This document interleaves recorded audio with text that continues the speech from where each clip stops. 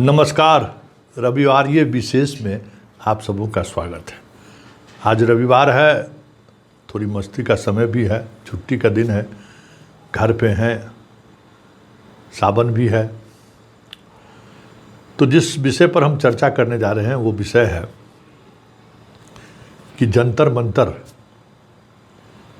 की वजह से जो एक माहौल बना है पूरे देश में युवाओं का, और उस माहौल को जिस तरीके से राहुल गांधी एक्सप्लॉइट कर रहे हैं। एक्सप्लॉइट करने का मतलब समझ जाइए कि उस मिजाज को अपनी तरफ मोड़ने की कोशिश कर रहे हैं राजनीतिक तौर पर, और उससे पूरी बीजेपी कितनी असहज है, जरा इसकी एक वानगी देखिए। ये है हमारे गिरिराज दा। कभी इस ड्रेस में इनको देखे थे, पैंट शर्ट में? हैं बताइए, न चंदन, न टीका, न हाथ में ललका बद्धी, न वो मिजाज।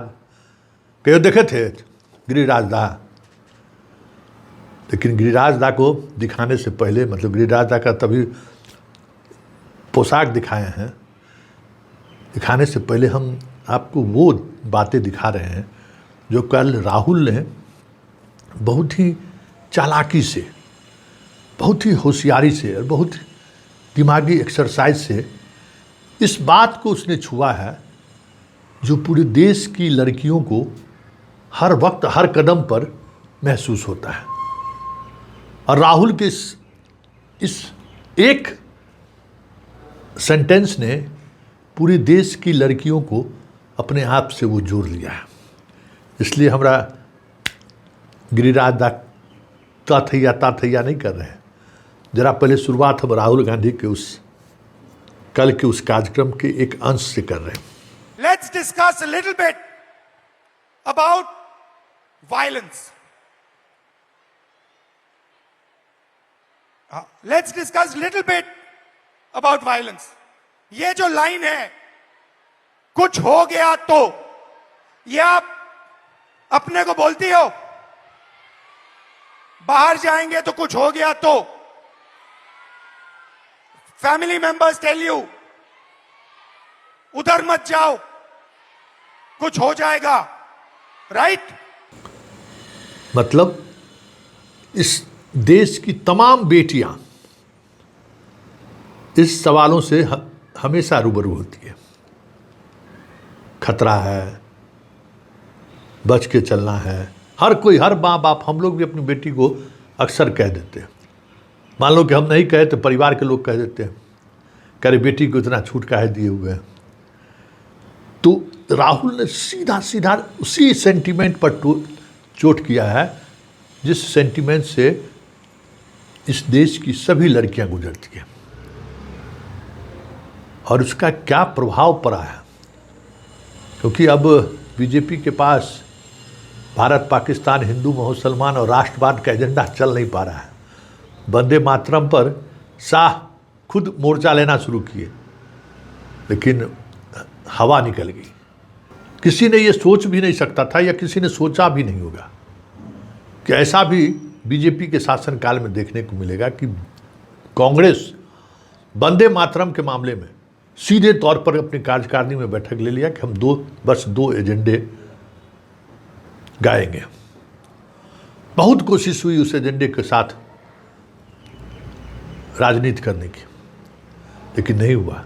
कांग्रेस को क्या क्या लोगों ने कहा, पूरी आईटी सेल लग गया बीजेपी का, लेकिन माहौल नहीं बना सका। आज के अखबार की कटिंग देखिए, प्रधानमंत्री सभी जो नए कार्यकारिणी हैं उनको कह रहे हैं कि जैन जी से संवाद कीजिए। अब गाय नहीं चलेगा, अब गोरू नहीं चलेगा, अब गौ मांस नहीं चलेगा, लव जिहाद नहीं चलेगा, हिंदू मुसलमान नहीं चलेगा, भारत पाकिस्तान नहीं चलेगा, और न खोखली राष्ट्रवाद चलेगा। ये बात मोदी को समझ में आ गई है, तो अपने कार्यकर्ताओं को कह रहे हैं कि भाई देखो, और ये बदलाव सिर्फ बदलाव नहीं है। आपने गौर किया होगा कि वंदे मातरम को लेकर कांग्रेस का निर्णय, और उस निर्णय के बाद मोदी का कोई बयान नहीं आया है। मोदी के आसपास रहा राजनाथ सिंह का बयान आया है, बाकी किसी न योगी का किसी का बयान नहीं आया उस तरीके से। शाह टीम को छोड़ दीजिए तो कोई इस पर बोलने को तैयार नहीं है। लेकिन सबसे बड़ा परिवर्तन तो हमारा गिरिराज दा ने किया है। क्या बात! कभी इस ड्रेस में गिरिराज दा को देखे थे? जरा बताइए तो देखिए, मतलब युवा को किस तरीके से हमारा गिरिराज दा संबोधित कर रहे हैं। हमको तो आश्चर्य लगा कि गिरिराज दा कैसे बोल पा रहे होंगे। कहीं उनका तो पिच अलग है, मिजाज अलग है। हिंदू मुसलमान छोड़कर उनके पास तो और कोई पिच ही नहीं है जिस पर वो बॉलिंग बैटिंग कर सके। लेकिन देखिए किस तरीके से एक जंतर मंतर का असर गिरिराज दास जैसे आदमी को क्या बना दिया। जरा सुनिए क्या कह रहे हैं गिरिराज दास। सुन, आप बनारसी साड़ी का नाम सुना है?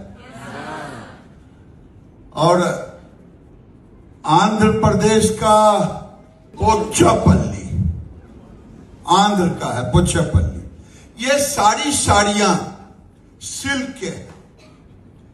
उसने क्या किया, अभी अभी विद इन ए वीक हमारी साड़ी को उसने एक ड्रेस बनाया और उसने एक नया नाम दिया, एक विदेशी कंपनी। अब आंध्र में हमने पोच्चीपल्लम की साड़ी का लड़कियों के लिए ड्रेस बनवाया। अगर साड़ी का ड्रेस फैशन के साथ बने सिल्क का, तो क्या लगता है कि नए बच्चे यानी आप लोग लाइक करोगे आपके डिजाइन के साथ बने? तो हम दुनिया के बाजार में, ठीक है ले लीजिए माइक ले लो बेटा, कोई ले लो यार 15%। तुम हो बगल में, हाँ दे दो तुम्हारा, यहां पहुंचा दे। आप टीचर हो, हाँ ठीक है, कोई बात नहीं, कोई बात नहीं, तुम लेके रखो, अगर जरूरत पड़ा तो किसी को देना। सुन लिए।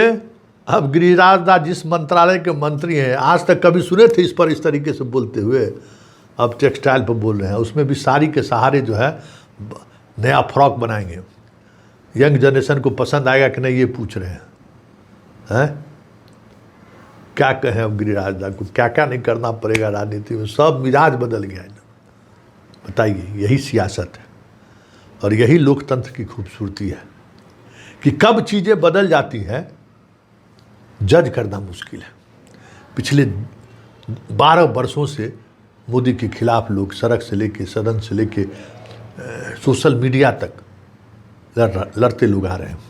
साधारण, ज़्यादा नहीं, कुछ संख्यों में लड़ने वाले लोग थक चुके थे और मान बैठे थे कि ना मोदी नहीं जाएगा। अभी भी कोई ये नहीं कह सकता है कि मोदी जाएंगे। मोदी की जो शैली रही है वो बहुत तेज़ी से कम बैक करते हैं। लेकिन बंगाल के ऐतिहासिक जीत के बाद भी जिस तरीके से मोदी परेशान है, मोदी असहज है, और राहुल जिस तरीके से मोदी को घेर रहे हैं लगातार।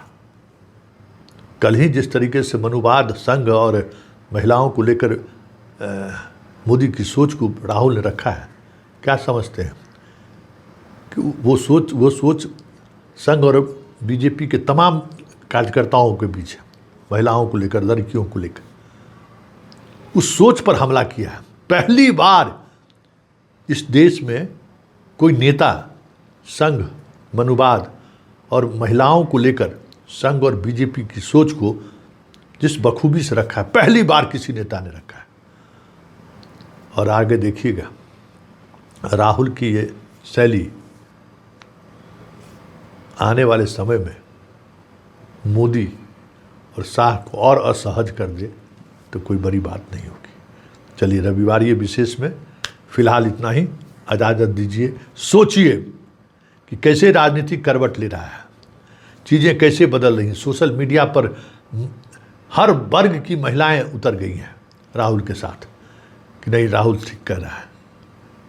रातों रात कैसे चीज़ें बदलती हैं, ये बिना हथियार, बिना गोली, बिना पैलेट गन को छोड़े हुए। यही लोकतंत्र की खूबसूरती है, इसलिए लोकतंत्र बची हुई है।